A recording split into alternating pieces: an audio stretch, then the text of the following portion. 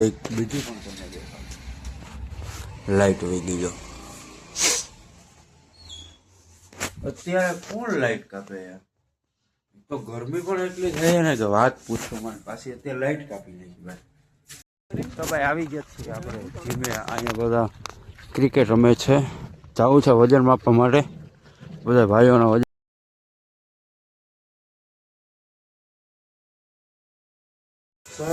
Good morning guys. તો નવા વ્લોગમાં તમારું સ્વાગત છે. તો કેમ છો? આવ્યો તો મજામાં જશો. જો પડી ગઈ છે સવાર અને વાગ્ય છે 9:10 જેવું થયું છે. જે નાસ્તો બાકી છે તો ત્યારે જઈએ છીએ આપણે નાસ્તો કરવા માટે.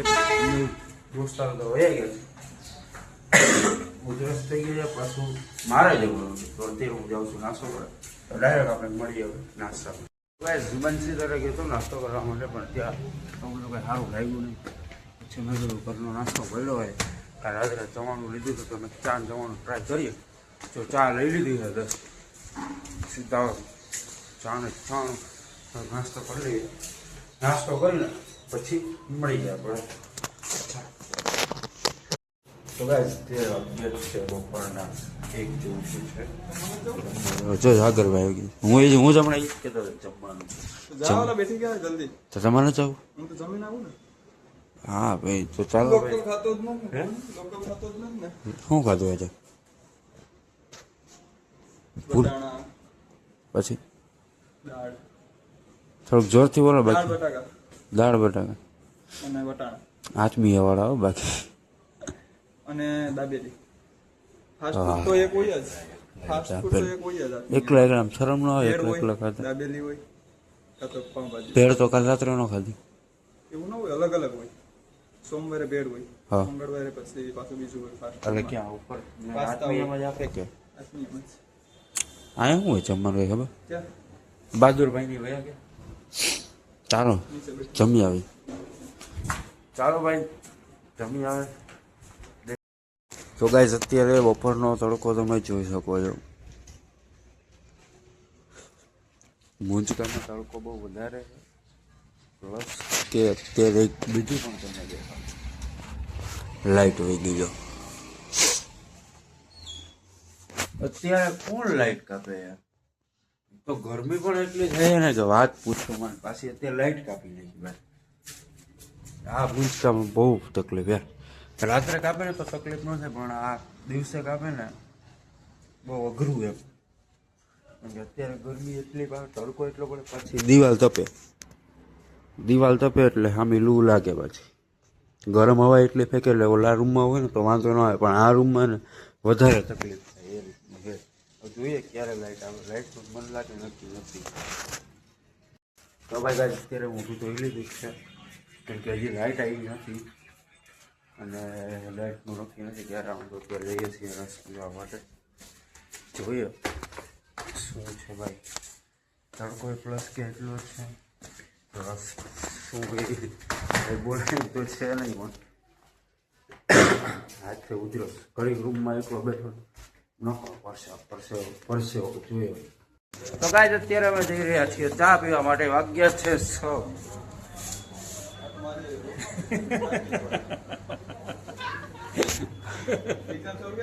બહુ વધારે દાંત કાઢે ભાઈ. તો ગાઈસ આજ તમે જોઈ શકો છો આ છે વન મહોત્સવ રોપ વિતરણ કેન્દ્ર. ત્યાં અલગ અલગ પ્રકારના ઝાડ છે. એટલું બધું તો શુદ્ધ મને બોલતા તો નથી આવડતું. તમે જોઈ શકો છો ગ્રાઉન્ડે ચાલી જાય છે. તો ભાઈ આવી ગયા છીએ આપણે જીમે. અહીંયા બધા ક્રિકેટ રમે છે. જવું છે વજન માપવા માટે. બધા ભાઈઓના વજન માપવાનો છે કોનો કેટલો કરે. અહીંયા કસરત ચાલુ છે. જોઈએ જીમમાં કેવી હાલત છે. બાકી અત્યારે તો ગ્રાઉન્ડ આખું ખાલી. આની પહેલાં મેં બતાવ્યું ત્યારે તો ફૂલ ભરેલું. કોન્સ્ટેબલની ભરતી હતી એટલા માટે. હવે થઈ ગયું ખાલી. Sardar Patel port pavilion. અત્યારે ગરમીનું જીમે નહીં ન ગાય ભાઈ.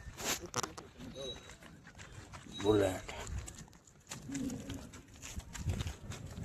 બહાદુરભાઈ નો વજન છે 67 થઈ ગયો. 67 કિલા આ હારો કહેવાય રેડી જ છે. તો ગાઈસ અત્યારે આવી ગયા છે પાછા રૂમે. પાણી પીવા ઉભો રહ્યો તો ઓલા બે ભાઈ પણ બધા વયા ગયા રૂમે.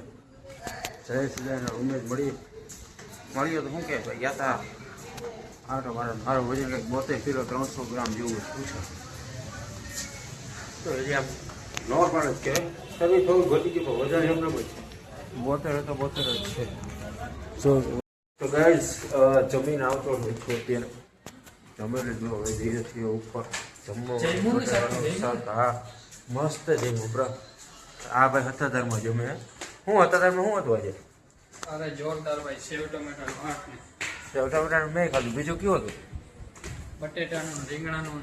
બટાકા રીંગણા તો તમને મૂંચકામાં જોવા મળે ને મળે જ. એની વગર બીજું તો કંઈક અલગ તો હોય છે. ખીચડી હતી, રોટલી હતી, ભૂંગળા હતા. એ રીતનું આ લોકોને ભૂંગળા છે. સલાડ હતું કે નહીં અત્યારે? સલાડ, રીંગણા, ભાત વઘારેલા, વઘારેલું શાક, અત્યારે ઉનાળા બહુ ઓછા ખાય. છાશ, પાણી, હવા. ચપ્પલ બાર કાઢ, ચપ્પલ બાર કાઢ. આ લોકોને કેવું પડે ચપ્પલ? તમે ચપ્પલ? હા તો વાંધો નહીં. ચપ્પલ ભાઈ હવે ભાઈ સફાઈ કરી કરીને થાકી જઈએ અમે.